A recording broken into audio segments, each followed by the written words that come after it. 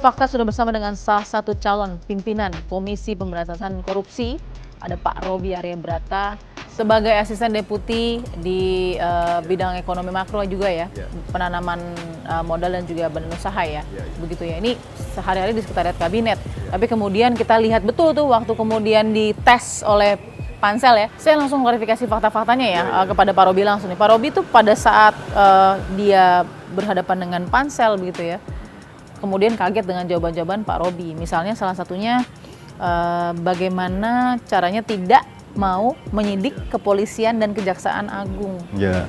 Kok bisa sih Pak kepikiran seperti itu? Kenapa selalu terjadi cicak buaya ya, kalau Anda perhatikan semua. Selalu terjadi cicak buaya, dan sekarang cicak buaya jilid 1, 2, 3, dan mungkin 4. Nggak tahu novel Baswedan bisa dibilang cicak buaya jilid keempat nggak?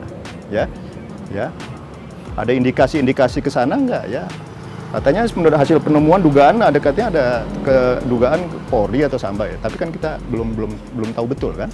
Tapi yang pasti begitu KPK menyidik merangsek korupsi di kepolisian, fight back. Jilid 1 yang pertama Susno II Hadi, ya kan?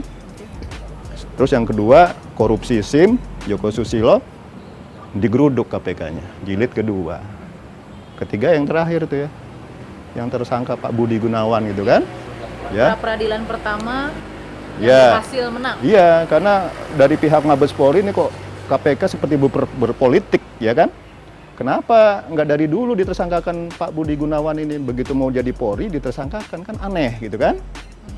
Ya kenapa nggak dari dulu? Wah ini udah berpolitik, makanya mungkin Mabes Polri marah mungkin atau gimana lah ya. Nah jadi itu terjadi kenapa? Karena kekeliruan tanda petik di Undang-Undang KPK sendiri, karena di pasal 5 atau 6 saya lupa, tapi KPK itu punya kewenangan untuk menyidik korupsi di penegak hukum.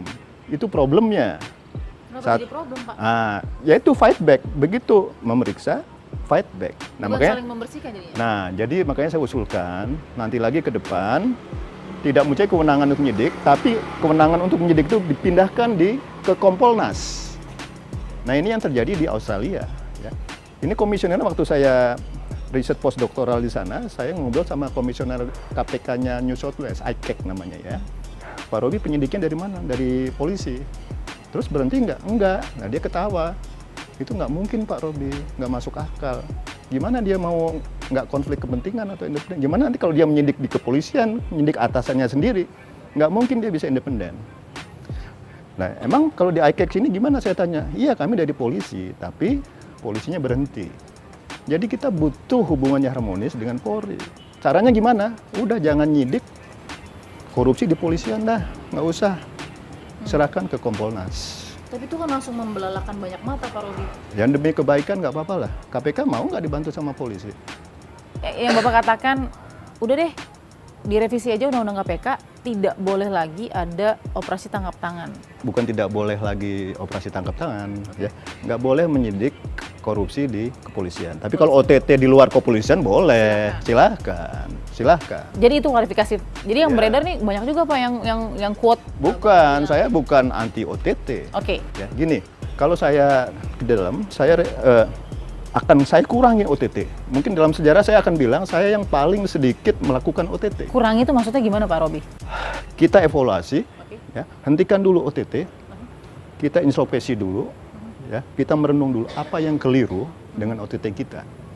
Lalu kita perbaiki. Tapi saya sudah tahu yang keliru itu apa. Apa Pak? Ya itu, nggak ada efek jerahnya karena nggak ada reform. Di lapas nggak ada reform, di peradilan nggak ada reform. Rata-rata dihukum hanya 2-4 tahun, itu pun remisi kan, dikurangin. Ya enak bener. Sementara si koruptornya itu begitu keluar masih kaya. Oke, pertanyaan saya, di lapas dan di peradilan nggak ada reform, salah KPK? Salah KPK. Harusnya KPK bisa mendorong reform itu kepada Menkumham, pada AMA, didorong.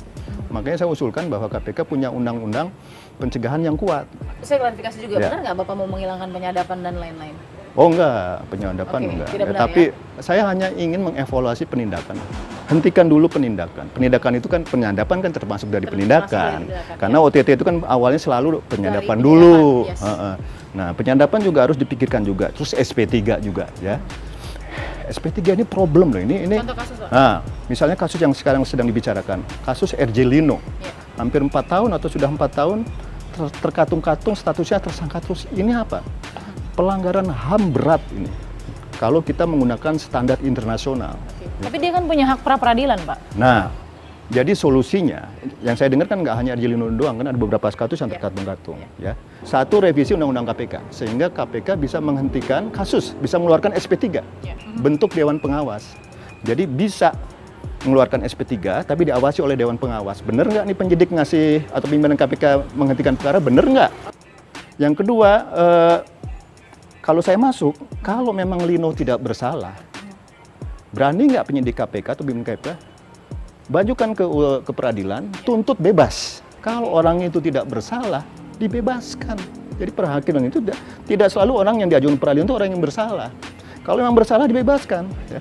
Jadi tuntut bebas. Solusi yang ketiga, saya yakin kalau ada penggiat HAM, judicial review ke MK di pasal ini, kalau hakim konstitusinya pinter, ini pasti akan dibatalkan. Karena pasal ini menurut saya inkonstitusional. Ya, karena ini melanggar hak warga negara akan kepastian hukum. Nah, itu dijamin di undang-undang dasar kita. Saya yakin ini pasti akan dibatalkan. Pak Robi, terima kasih. Terima Sehat-sehat kasih terus, Pak. bagi semua. Kita akan lihat bagaimana seleksi akhirnya nanti menjadi pimpinan KPK dari Capim Terima KPK kasih. Pak Robi. Terima Kita akan kasih. ketemu fakta berikutnya.